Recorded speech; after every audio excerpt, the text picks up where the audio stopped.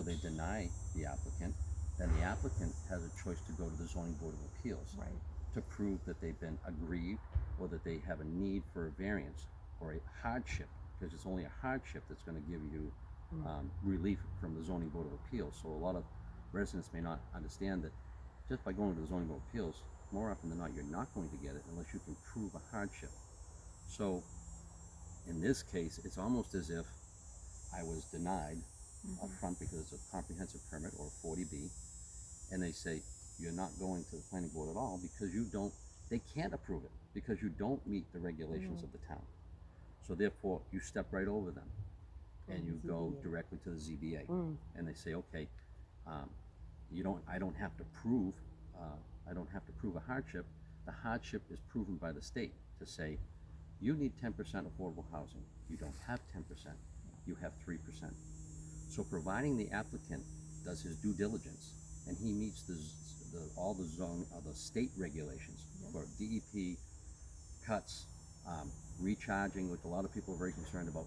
Oh God, he's going to kill the wells. You can't do that.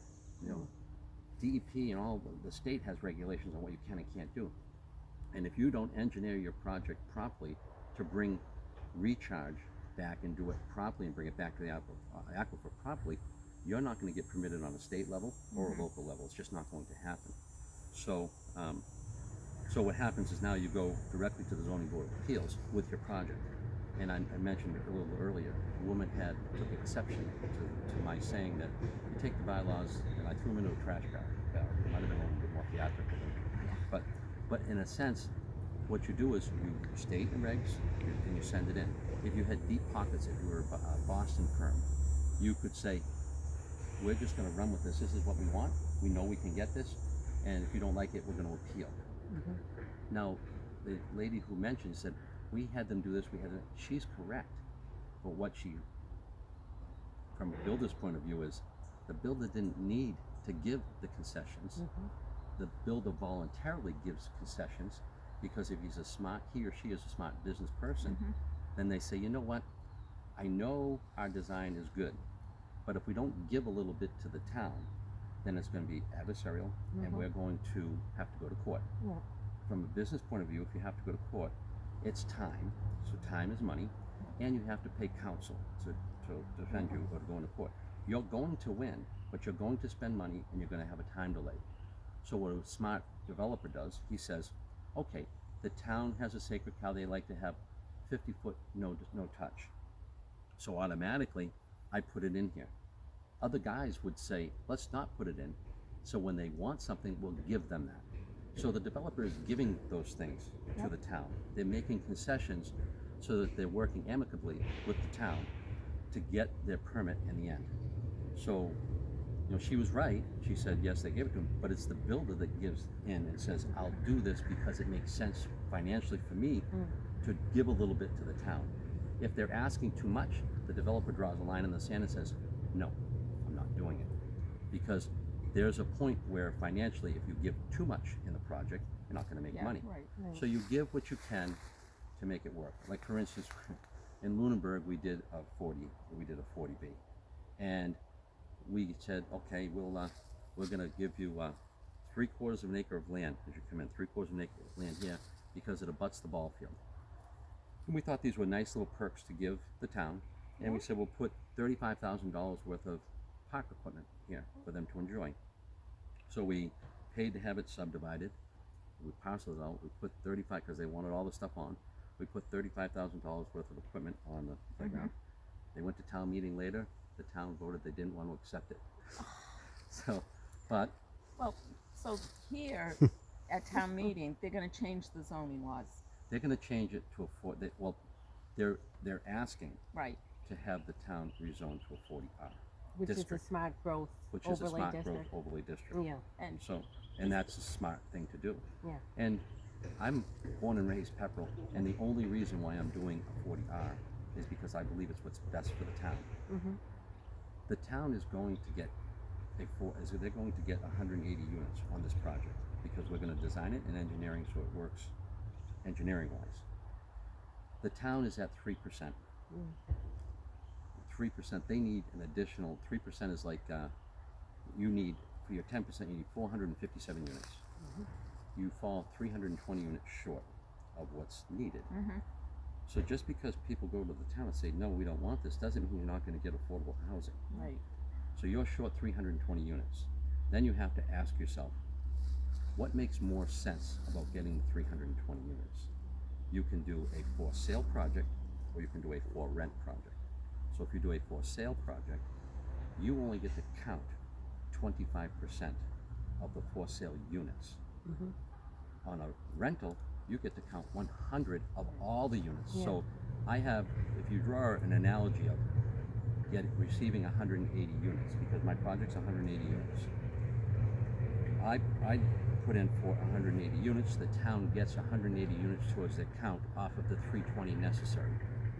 If builder B or developer B goes in and he says, I'm doing a for sale and I want to put it on Brookline Street, or Elliott Street, or North Street, or Prescott Street, that builder needs to build 720 homes to give the town 180 units, because only 25% of that counts.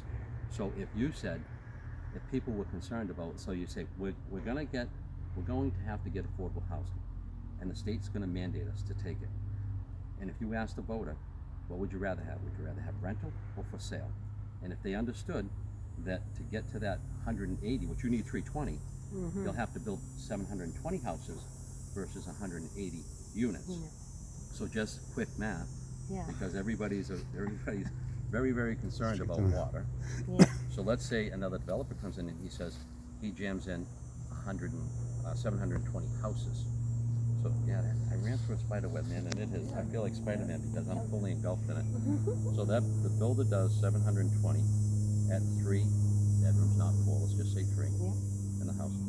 You got 2,160 bedrooms times 110 gallons a day. That's what the state figures for gallonage for a bedroom. You have 237,600 gallons per day is what you're going to have to require from your wells. If you do 180 apartment units and you average, let's say 2 bedrooms, you get 360 times 110 gallons, you get 39,600 gallons per day. So then you almost have to double that if you do all solds or for sales. So if you can do rental, you're way ahead of the game as far as your count. I'm just looking at it from, I was a previous resident, I lived in Pepperell my whole life, then I went to Townsend. If I was a voter and I said, what would I want? I would want rental, because I can get to my number quicker. Once you get to 10%, then you can stop 40 Bs and 40 Rs. You can say, no more, we don't want them. So what the town is doing is saying, we're going to rezone certain areas to say to the developers, this is where, if we're going to take increased density, we want it in these areas. We want you channeling it to these areas because they have sewer. Sewer is the most important component about protecting the environment, protecting everything, because nitrogen is your biggest fear, and nitrogen loading is what you fear the most. So if you put a big density on Prescott Street or one of the streets that does not have sewer, then you're really loading up nitrogen into the area where you don't want it. So then you can get pluming of nitrogen in an aquifer area. Here, our biggest concern is nitrogen. The nitrogen is leaving here, it's going out, it's leaving the other side of the site, and it's heading off the property to be treated and handled at the sewer, at the plant where it belongs. So the rest of it we have to worry about is surface water, parking lot, roof drains, and all the roof drains tie into the drainage system, and then from there, all of that is engineered and treated to be recharged properly. So recharge here or at the no, on treatment site, center? on site, or Okay. whether it be if they design through rain gardens or different types of detention basins or retention basins with wicks, and so but it all has to be proved out in order for that. So is that part of the environmental studies you have to do? You have to do that yourself? Yes. Is the town involved at all? No, we do traffic studies, we do environmental studies, we do. You hire your own company? Yes, we do. Outside consultants do all of that. So have you done that already? We've started our traffic. We've hired a traffic impact guy to do his traffic, but that's as far as we've gone so far. But we are going to be reaching out for our environmental stuff to happen very shortly. So and Brian Melissio, they used to be Whitman and Bingham, but they are now Ward. Mm-hmm. He's handling all the engineering, so he's getting more details and basins, and he's starting to draw all that type of stuff up now. So looking at this, if they don't approve the zoning changes, that's when you would appeal it and go to the, So- that's when you'd end so up they'll- at the ZBA? Then we'd appeal to, Well- we don't appeal to the Well- ZBA. We file a 40B comprehensive permit, and we go into the zoning board of appeals. Right. With But our, 40B. for the 40B. So you're gonna give the town a chance to vote for the overlay district, Yes. which would allow We've been you 40 working on this a Rs. while. In Yeah. fact, I had it in place before your last town meeting, but it was too close. And I said, well, I talked to Jenny, and Jenny said, if you wouldn't mind, can you give us time to the fall town meeting? I said, that's not a problem. Okay. So I said, let's just wait till fall and see how the chips fall where they may. But if the town votes the overlay district out, you're just 40B. 40B we'll put in the next day for comprehensive So permit. the state seems to control your profit on the 40B. Is that Yes. true? Is Like it on 10%, 40B? 20%? Yes, on a 40B. So what it is if you do a for sale project, you're limited to a 20% profit. If you do a rental, you're limited to a 10% profit. 10% of the sales or 10%? 10% of the total expenditures. So you Okay. take all your expenses, Mm-hmm. and the state strictly Yeah, regulates. they have that they have an because- oversight. well, CPA yeah. now you have to hire. Yeah, so Mm. it's everything is corrected over time. It's like if you're a builder and you look at the code book, the Massachusetts code book, it's this thick, and it's all over trial and error. Or they say, like for instance, they say, well, there's a code with from any spot in the room you have to be able to go 6 feet to get to an outlet.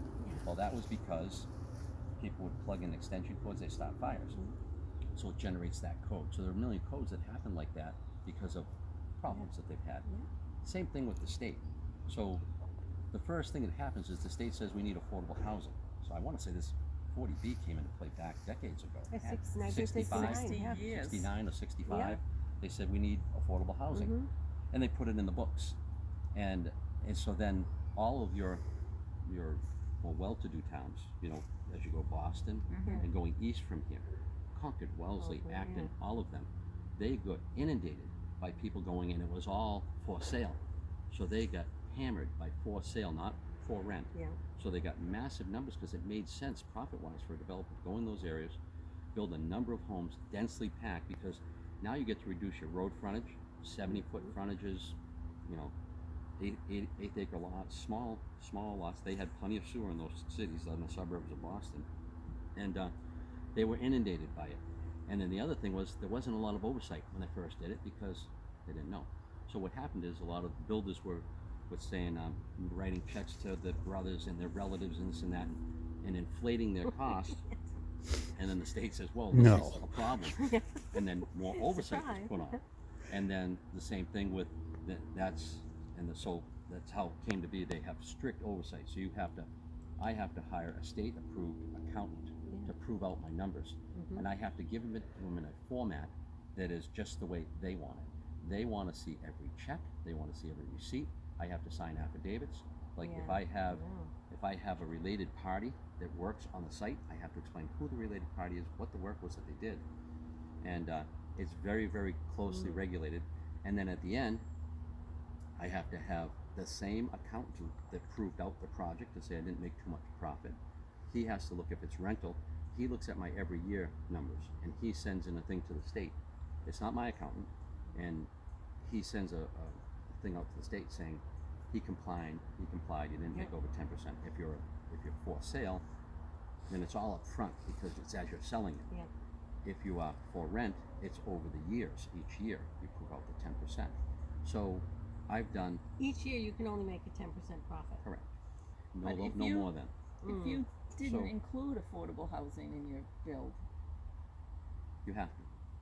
That's the trade-off. The whole trade-off is A 40B is Yeah, a putting 40 a for well, the what I'm profit. saying is, what if he didn't do a 40B, he didn't do a 40R? well, you He couldn't. They ju- wouldn't allow if you Oh. because then you have to go just by the zoning. So the whole Well, idea is that's- the state is saying if you give us affordable units for sale or Right. for rent, you're discounting them at the for sale end, you're discounting at the for rent end. So therefore you're either going to break even or lose money on those units. So to offset it, the state's saying we're going to allow you greater density so you can make up for that loss in profits by going a denser project, which is attractive to developers. Now keep in mind, I've done 3 comprehensive permits, 40Bs, 3 of them. 2 for rent, 1 for sale. On the for sale, I didn't make over 20%. On the rent, I don't make over 10%. So now construction prices are through the roof. So a lot of things have tripled. There's no possible way I will make even close to 10%. Not even close. Yeah. So that's not an issue for me. I'm not going to make 10%. I couldn't make it when things were really good, and I'm not going to make it now that the prices and labor and everything has gone through the roof.